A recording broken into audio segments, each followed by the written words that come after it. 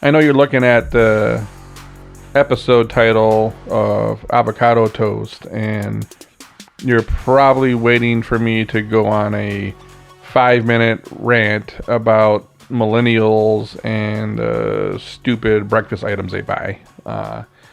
While that was a big topic a year or two ago, that is actually not the point of this episode. It completely stems from a recent experience. Not even a recent experience. It happens pretty often. But I was picking up breakfast for everyone in the office. We eat all the time. I'm a foodie. I like bringing in food for my people. We're always getting lunches and dinners and breakfast and whatnot. But in this, particular case, I was bringing in breakfast for everybody, and a couple people wanted avocado toast. So go through the menu and no avocado toast. And I'm thinking, this happened in 2019, I believe. So I'm like, it's 2019.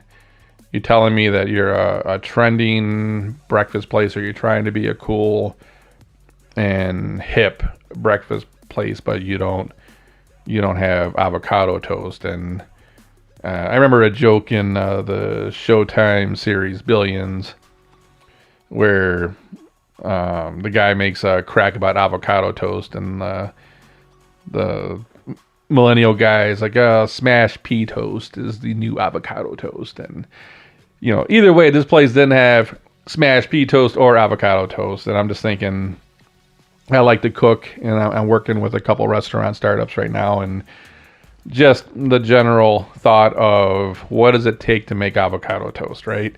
You need toast. Rocket science, right? But most restaurants have toast. Obviously, you need an avocado.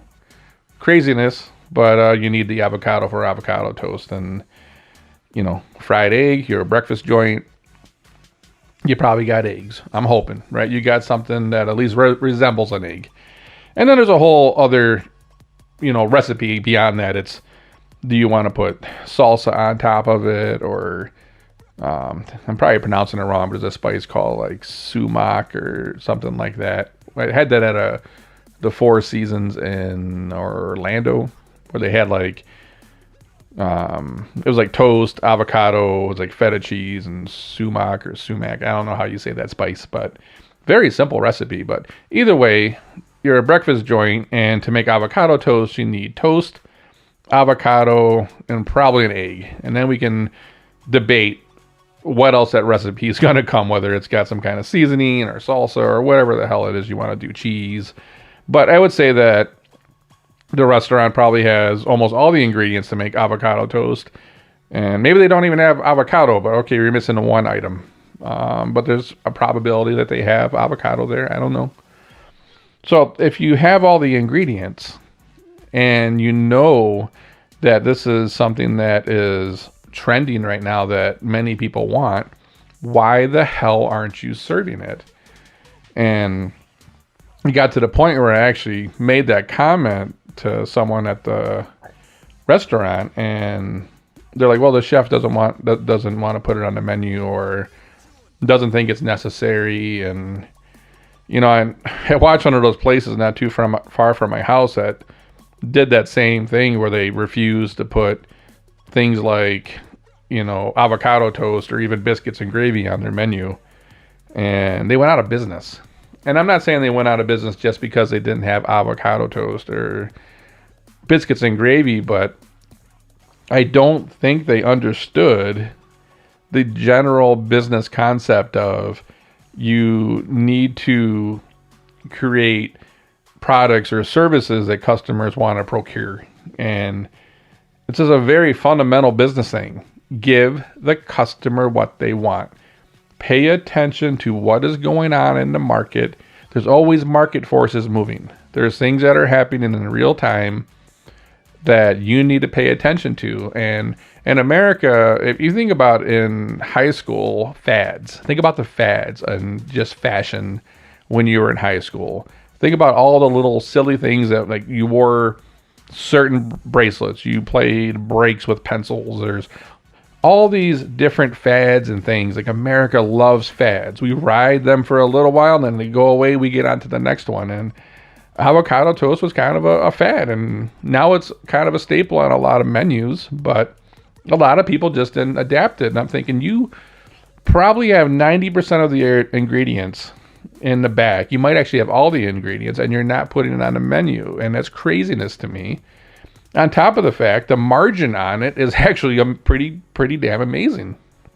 But they just want to kind of do things the old way, and I don't say that just because it's the old way, it needs to be changed. I think a lot of times in life and in business, we're trying to change things because we can. We're trying to change things because we think just because it was the old way, it was the wrong way. And I think we're all learning our lesson right now with a lot of these companies that were unicorns and these big valuations that were disruptive, and they can't make any money.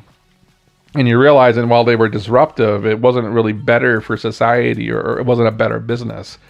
It was just cool for the moment. And you're watching some of these companies get hammered. But there are times when doing things the old way isn't the best way, or they call it an ambidextrous organization. It's an organization that can do things the old way and adapt to the new world at the same time. And there's nothing wrong with serving French toast and pancakes while also serving avocado toast or some of these other things that people are looking for, but refusing to look at the market, and particularly with food. Like, you saw the truffle explosion.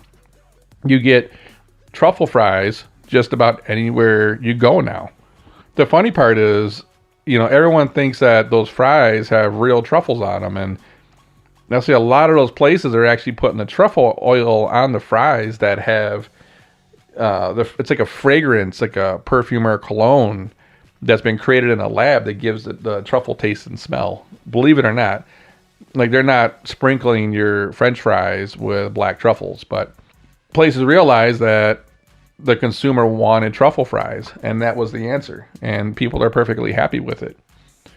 But if you don't want to adapt to what the market's looking for right now, what they're asking for, you go out of business or you suffer. And it's like, I watch some of these breakfast joints go out of business because, to be honest, they were doing the same things that like Denny's and Bob Evans and the Coney joints around here were doing. There was no elevated dishes. It was just all the same food. And I do believe that I believe in red ocean strategies where you just go and compete in markets that are already established, and you just go do it better.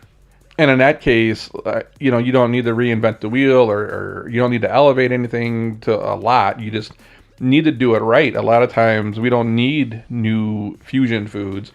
We just need food done right, and you can win. So not only were these places not doing food right, they weren't adapting to what the market wanted. So my thought is, if it's really easy to give the customer what they want, such as avocado toast, give them avocado toast. But, when the chef is sitting there saying, I refuse to put it on my menu, and it's like, well, you deserve to go out of business, which, in this case they did. And it's just something I won't understand. And, as I get more involved in restaurant startups and whatnot, I do see the chef's point of it's their art and they're developing the menu and whatnot, but there's a whole other component that's the business side that you have to understand. And maybe you're happier going out of business than serving avocado toast. For me personally, I would rather stay in business. I don't think you're sacrificing your soul by putting avocado toast on the menu, or biscuits and gravy is too unhealthy to put on your menu. And you don't realize that some of those people sitting in there that are coming from breakfast have been drinking at 3 o'clock in the morning, and they're not thinking about healthy. They're thinking about a big heavy meal full of grease to fill their stomach up because they were out partying. And while I get the idea, breakfast doesn't need to be that complicated. Maybe you don't need to do just plain French toast. You can do Texas toast. You can do a really thick French toast or a brioche French toast. And, there's all these things you can do to dress up the food that is a step above Denny's or, these other joints. But when plain as day, there are things that are trending, that are in part of popular culture, and you refuse to put them on your menu, then you just deserve to lose. And you realize this episode is not really about avocado toast. It's about giving your customers what they want. And instead of sitting back and being arrogant or just doing things the old way all the time and not opening your mind to how the world is changing, you can't fight what's changing. You need to adapt to it. And again, back to the, ambidextrous organization thing, there's no one saying you can't serve omelets anymore with sausage links.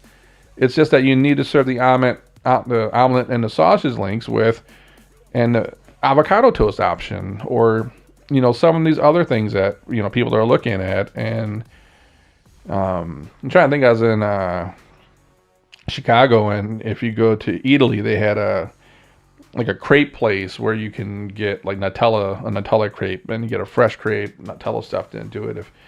If you don't like that, then you need to go check yourself in somewhere because something's wrong with you. But I don't really see a lot of that in these places around here. And crepes can be a little more delicate to make. But if that's like something that's starting to trend, then you got to offer it. But I see that in a lot of small businesses where they're just not adapting to what's going on, and regardless of the reason why, you really don't have a valid reason why. You need to do it, because if you don't, your competitor is going to do it, and your customers are going to go there, and maybe you don't go out of business, but you're going to lose revenue, because particularly in food, trying to make everybody happy is pretty hard. It's you need to, one person might want avocado toast, another person might want an egg white omelet, and they're on a health kick, and some person over here might just want a smoothie. And that's another thing. You see these like smoothie joints popping up all over the place, and I'm always thinking about, if I'm selling somebody something, how can I sell them the core product and then tack something on? And a lot of times I'm looking at these breakfast joints, and it's like, man, you should be selling them avocado toast and a smoothie. And I think a lot of people would jump on that. I see that stuff in Chicago where people get two things like that because they want to like consume something healthy or fruit, and then they got their breakfast or whatnot, or they'll take the smoothie to go because it's in a plastic container and they can travel with it. You could have just, you can get like $12, $14 for the avocado toast, and you could probably slap another $8 or $9 on, $7 on, who knows, for like a fruit smoothie, or make a smaller smoothie for $5, $6 and tack it on. And now you got your ticket price up, to like $20. 4 people sit down, $80. And I see it in a lot of restaurants, and I think a lot of it's on the fault of the server. Some of my favorite servers are always trying to sell me more stuff. And if I sit down and they try to get you started with a cocktail right from the get-go. The second you sit down, they're trying to get you a cocktail. Like, their goal should be to get as many cocktails in you as possible. And don't wait 15 minutes, let them drink water. You get them a cocktail immediately. And the second that thing's like only a quarter left, they're trying to sell you another cocktail. And then when it's dessert time, they're not trying to just sell you dessert. They're trying to sell you like dessert wine to go with your dessert. They can add $100 to that ticket price easy. And I don't think a lot of times business owners aren't thinking about that. Some of the best retail shops, if you walked into a place, might have been Henry Bendel. I don't know if they're even around anymore, but you could go in and try to buy a purse or something, but I guarantee you almost every time they're going to try to sell you that vanilla bean candle, because they were also really popular for this vanilla candle they had, and I think it was pretty expensive. But you can't let someone leave without trying to upsell them something extra, especially if you have something extra to sell. And if you don't, you need to create something or find a product or a service that you can tack on. You go to Best Buy and you buy electronic, they're trying to sell you the warranty, right? So you go buy a purse somewhere and they're trying to sell you, the conditioner for it. And there's all these things that you need to think about as a business owner or an entrepreneur or startups. Like, you're always trying to get that ticket price up. It's like, it's hard to get customers. Customer acquisition can be damn expensive, right? So do you want to spend more money trying to get more customers, or you want to try to grow your ticket price by the customers you do have? And I'm sitting there like, do you want to sell, $10 pancakes, or do you want to sell $14 avocado toast with a smoothie on the side and get that ticket price up to $20. But it's just that thought as you're developing your business and your products and your services, you have to look at what's going on in the market, what's hot, what's trending, what's a market force, knowing that it might fade, but you need to deliver it and sell it right now. And you kind of keep reinventing yourself. I mean, Subway does that. Subway's always got a new sub coming out, right? I can drive down the street, I'll see a sign for the new brisket sub from Subway, and if I turn the local radio on, I'll probably hear someone on the radio talking about the new brisket sub. And hell, if I turn the TV on later, they're probably showing a TV commercial of the new brisket sub, and that thing will be around for a month, and then next month will be the pastrami sub or something, right? But they're always trying to give you something new. Barbecue is really trending right now, so you've seen a lot of people coming out with, brisket sandwiches and pulled pork sandwiches. This is what's going on in the market. Give it to them. So I'm sitting there trying to buy some avocado toast for people, and I can't buy it because, the restaurant or chef doesn't want to put it on the menu, and there's a high chance they have most of the ingredients in the bag minus avocado. I'm just thinking to myself, man, you deserve to go out of business. So if you're listening to this right now, I'm saying don't run yourself out of business. It's craziness to me. Give the customer what they want, and then keep giving it to them. It's going to change. Then you need to switch up, and then they're going to want something new, and you're going to give that to them. If you want to stay in business and keep evolving, you want to give yourself a chance, then that's what you got to do. But, again, you're probably thinking this is going to be a rant about millennials and avocado toast, but the truth is I'm telling you why you need to figure out what your avocado toast is for whatever businesses you run, and sell a hell of a lot of it. And that's how you're going to stay in business and you're going to make more money. It's the day that you get so arrogant that you're just going to tell the customer what they want or develop a product or a service based on what you think they want is probably the day you're going to fail. And I get, Steve Jobs once said something along the lines of the customer doesn't know what you want until you give it to them, or, I think it might have been Henry Ford. I don't know, somebody said it. Might have been I don't even know. I just remember the quote where they said, way back in the early 1900s, if you asked a customer what they wanted, they would have said a faster horse. And this is when they were inventing the car. And I totally get that, right? Sometimes, if you're driving innovation, you can't ask the customer what they want. You're trying to create completely new things and bust through boundaries and innovate. And I get that, but we're not trying to innovate on everything. There's things right in front of our face that customers want, and we're not giving it to them. And that's where I think you deserve to go out of business. If it's right in your face and what the customer wants and what's trending, and you don't give it to them, then you deserve to go out of business. So, sometimes you just got to step aside and say, I need to ask the customer what they want, or I need to pay attention to what they want, and then I just need to give it to them, and then I need to give more of it to them and figure out other things I can tack on so I can drive up my ticket price. Because, a lot of times I see chefs that, they're chefs, they got these, crazy discriminating palates, and they come up with these, dishes that to them is just going to blow everyone's socks off. And then they put it on the menu and people don't like it. And I've seen that when I was, in the music studio and we're doing a song and everyone's like, oh my God, this is going to be a hit. But then it's not a hit.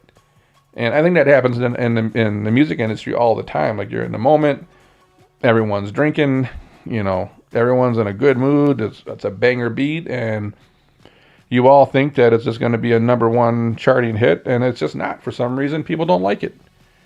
And you see the same thing in food, and it's like, and then you get in that mindset of you're trying to give people something because you think you know what they want, and then it ends up not working. And if you just looked at what was going on in the market, you could say, okay, in the music industry right now, for example, there's certain types of music going on that are very popular, and that's in style. You know what's trending. And if you want to break an artist out, unless you can do some really amazing, new, unique music and capture people's attention, which is really hard to do, the easiest thing to do is go make music that is in style right now. And because that's what the market is trying to consume. That is what people want. So if the consumer is in that mood, the best thing to do, or the easiest thing to do, the smartest thing to do, is to give them what they want right now. And same thing applies to the avocado toast reference. You knew it was in style, and then you just refused to do it. And you're in the music industry, and you know what's trending, and you go off and do some other whack stuff, and then it doesn't take off because the consumer's not into it right now, and then you can't understand why you failed. It doesn't have to be that hard. It's really simple. Find out what the consumer wants and give them as much as you can, and they will keep coming back for it again and again until they're ready for the next thing. And then you just got to make sure you stay ahead of the curve, and when you see that next thing, you jump on that, and then you find out exactly what they want, and you give them as much as they'll take. But that's all I got on the avocado toast episode. Pretty simple. Just give the customer what they want, and they're going to be happy. You can, again, follow me on Instagram and YouTube at JamesPhillip313. Make sure to at least check me out on YouTube. It seems like it's one of the easier spots for everyone to get content. I got all 4 of my shows on YouTube, so it's a one-stop shop to get 4 different podcasts, along with some of my other like music projects and things that are coming out. Otherwise, you can get these podcasts on Apple Podcast, on Google, and Spotify. But make sure you share this with some friends. We're trying to, grow this as any smart entrepreneur would do. But until then, I'm going to catch you on the next one.